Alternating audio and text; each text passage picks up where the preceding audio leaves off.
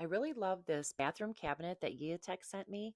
It looks really good in my bathroom. It's really sturdy and it's really great to store your extra toilet paper. It's pretty simple to put together. These are all the pieces that come in the box. Then you get the box of hardware and it also includes an instruction booklet. This is all of the hardware pieces and they're separated in separate bags with lettered stickers on each bag so you can easily put it together according to the directions. And here it is on the wall in the bathroom. I just love the way it looks.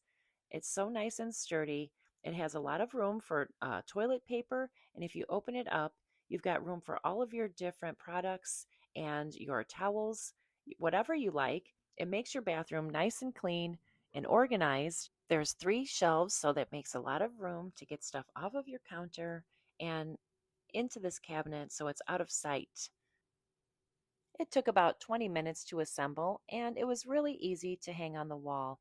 I also really like the country style look of the doors. It's so pretty. I really enjoy this cabinet and I think you will too.